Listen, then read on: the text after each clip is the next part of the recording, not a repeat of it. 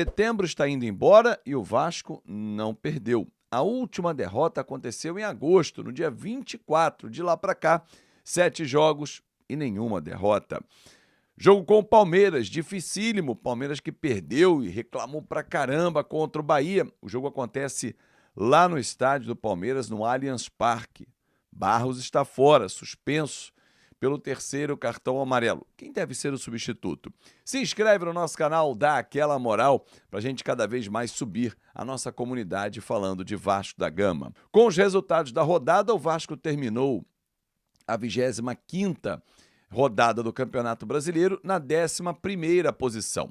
Subiu 2 posições, já que o Corinthians perdeu para o Flamengo e o Ceará joga hoje, né? O Vasco conseguiu ultrapassar esses 2 adversários com a vitória em cima da equipe do Cruzeiro.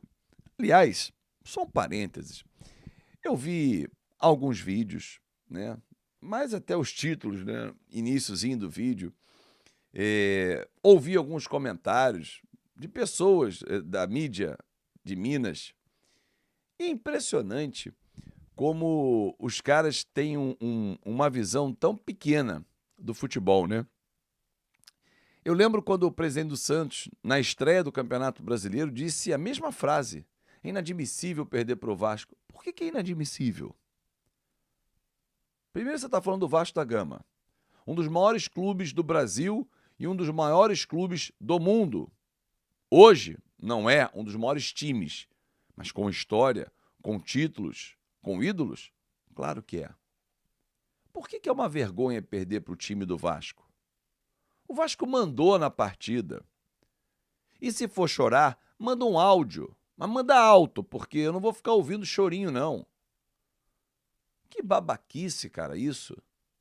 Todo mundo que perde pro Vasco, que já foram várias derrotas, é inadmissível perder. Ah, tá bom, Botafogo foi eliminado da Copa do Brasil pelo Vasco, é inadmissível perder. Eu tô vendo a grande campanha que faz o Botafogo em 2025. 7 competições, não vai ganhar nenhuma. É bacana, mas investiu 500 milhões e contratou um monte de porcaria. O time não é isso tudo do que era ano passado.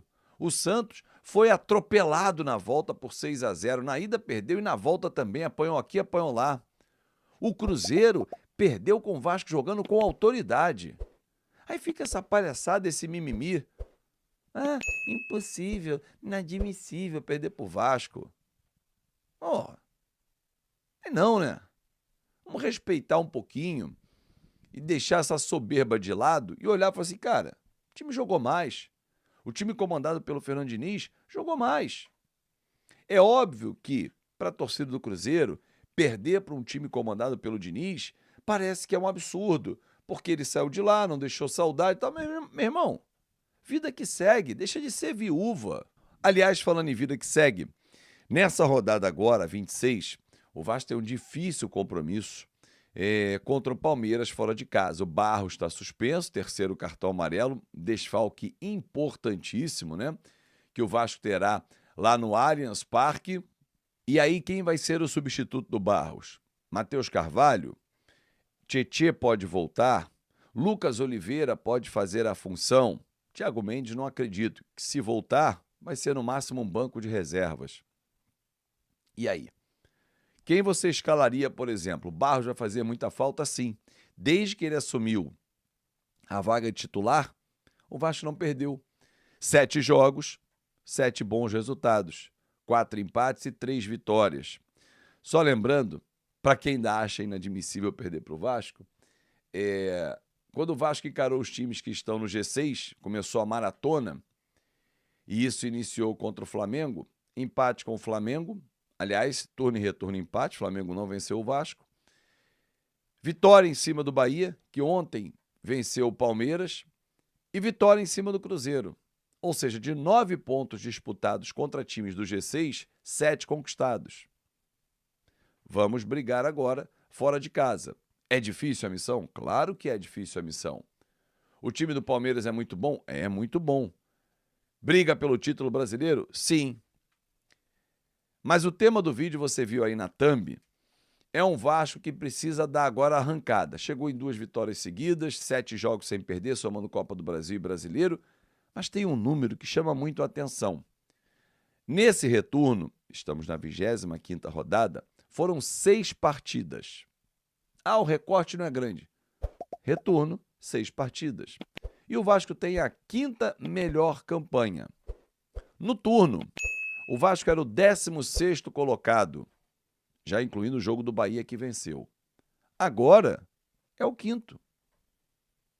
Flamengo é o líder do retorno, se a gente fosse dividir por turno o Campeonato Brasileiro. Depois vem com 14 pontos, vem o Palmeiras, Mirassol, Cruzeiro e Vasco. 14, 13, 13, 13 e 11. É uma corrida de recuperação. Esse é o problema do Vasco.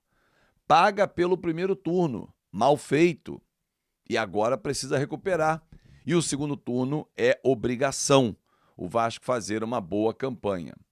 Já arrancamos. Estamos na 11ª posição.